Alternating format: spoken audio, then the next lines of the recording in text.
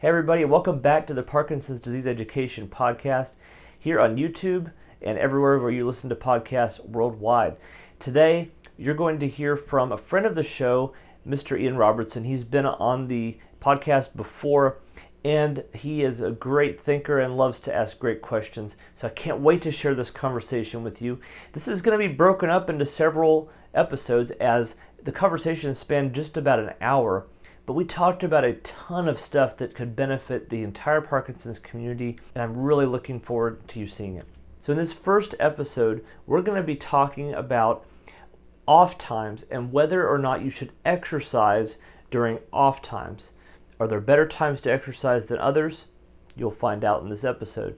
Ian asked my professional opinion of this question, so it was a pertinent thing to talk about, and I thought that it would be something worth sharing with everybody. For those of you who want to really just hear the whole conversation uncut, raw, and unedited, I'm going to have a version of that available to you. Any level of membership in the channel will qualify you to listen to that conversation and to have access to that video. But if not, it's perfectly fine to wait because you're going to be getting nice, concise versions of the conversation. So whichever suits you best, we're here to provide that for you. So, without further ado, let's get into the show. Bada bing, bada boom, and go.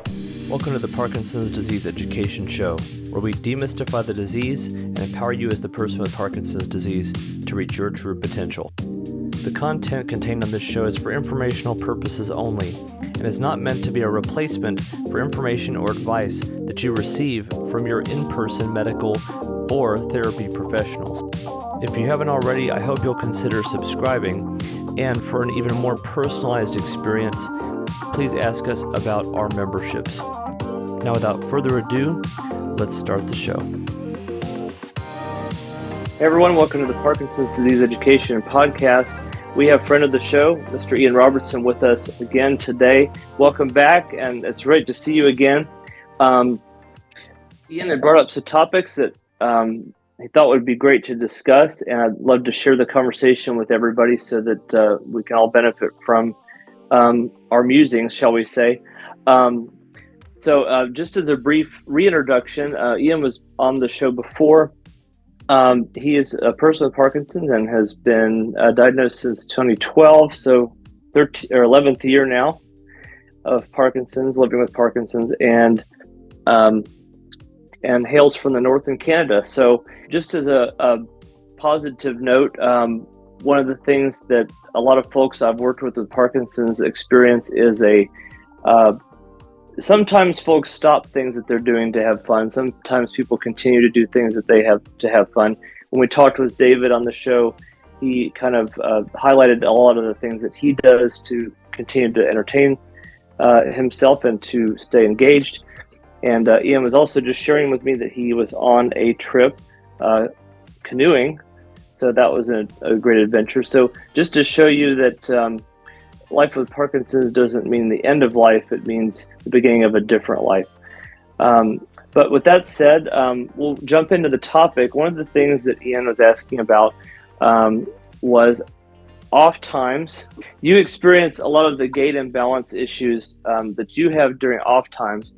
And would you mind repeating the question that you asked about exercising during off times? Well, I want to check your opinion on, I was originally going to talk to you about gait, balance, and posture problems.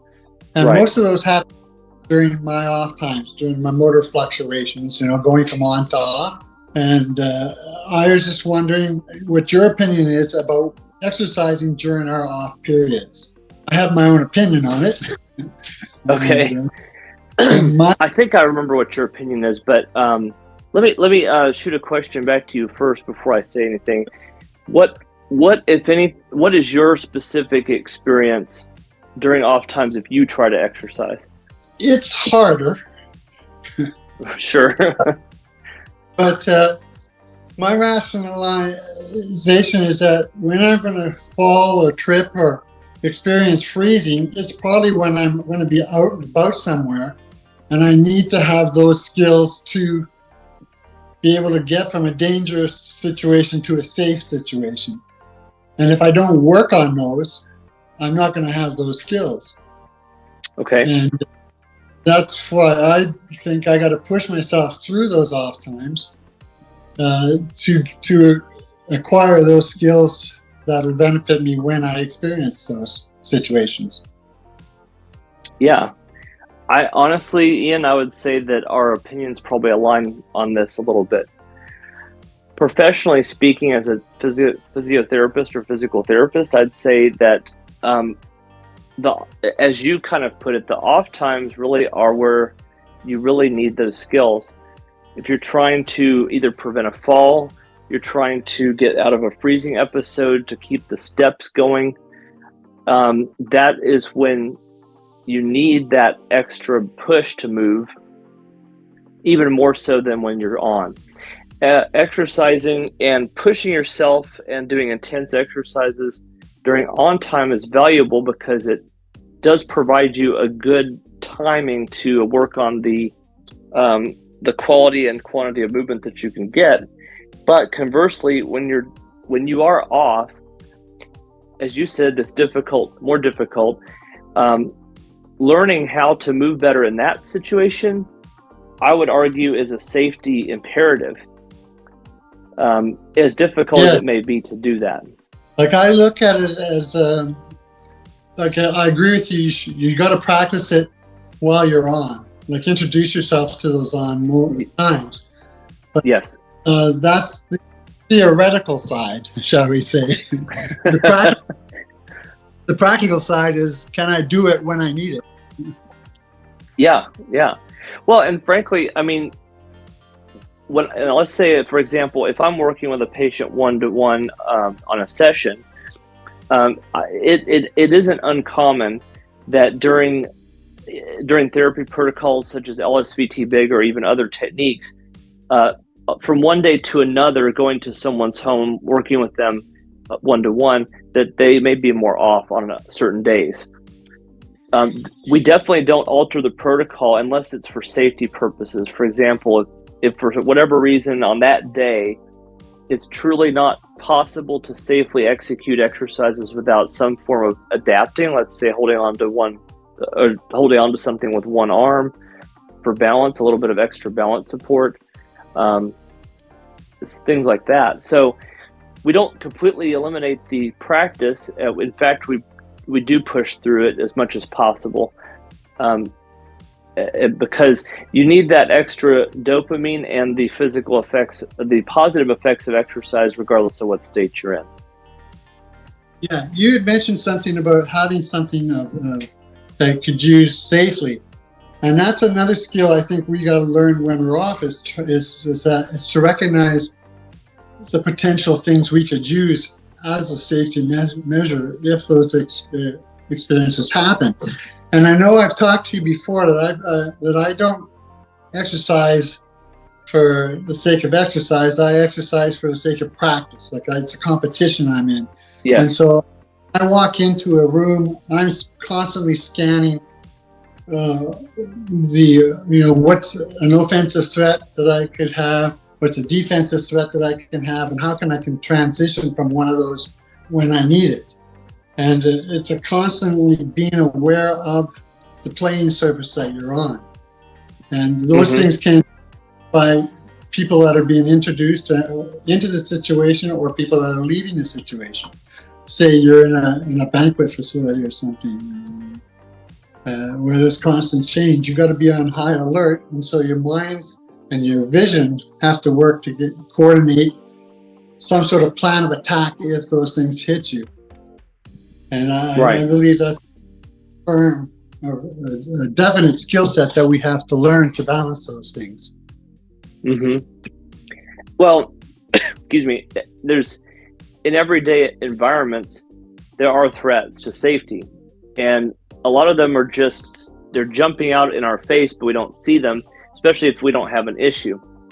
There's a lot of things that folks that don't have Parkinson's or even folks that have PD that are in early stages that don't have, or I shouldn't say early stages, but early levels of progression where symptoms aren't as apparent. There's a lot of things we take for granted.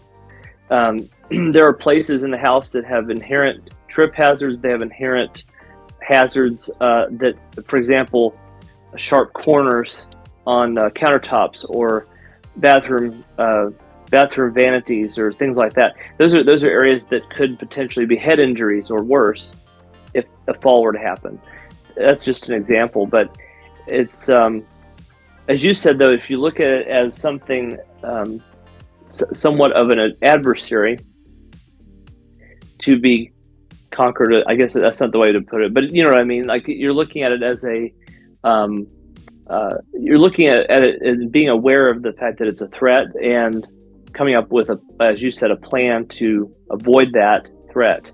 And so I do think what we're talking about goes right into that, in the sense that there's a motor planning that has to happen for preventing a fall into an object you don't want to run your head into, or you know, I mean, or if you're feeling more of if you're feeling that you're more in an off time, for example, planning ahead to have a walking aid with you when you're going through areas that have those hazards. It could be in the home, it could be outside the home, it depends. But I'll just relate to what my experience is like. Right now, I have no problem with our home. We built our home for my Parkinson's. And so when I've experienced any trouble, it's been away from home. I've been into a theater, or a bar, or you go to a wedding and you're in a situation where you're not familiar with the landscape. And that's where you got to constantly check it out and plan your safe routes, where potential danger can come, where potential safety can come. And what I've noticed in part of that safety is trying to be able to move equally with my right leg as my left leg. And I've been doing some exercises with friends of mine, and not exactly scientific by any stretch of the imagination, but I'll have them start at a standing position and go, okay, I want you to stop here and walk 10 strides to forward and stop. And 9 times out of 10, they'll lead with the same leg. Yeah. And so you're sitting there going, okay, well, what happens if I'm in a situation where I can't lead with that leg? I got to lead with my other. And so I got to practice those scenarios. I got to be able to move forward and back laterally equally, whether I use my left or right side. There is an inherent dominance there. You're absolutely correct. And it's something that's subconscious. We will tend to lead with one side or the other in terms of stride. And the old expression, best foot forward, doesn't always work, as you're talking about. So that's a great point. It's a very valid point to address exercises or challenges that challenge the opposite side. I'll give you an example from a clinical practical standpoint that I often use in practice.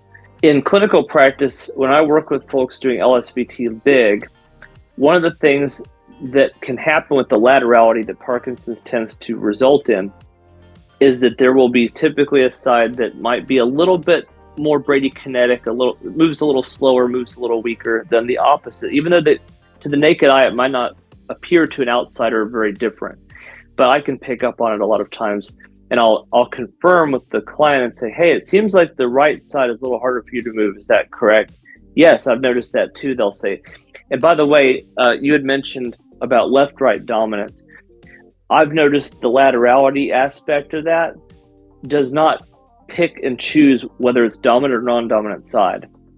So you could have a right dominant person who has weakness on the right side, but you could also have a right dominant person who has weakness on the left side.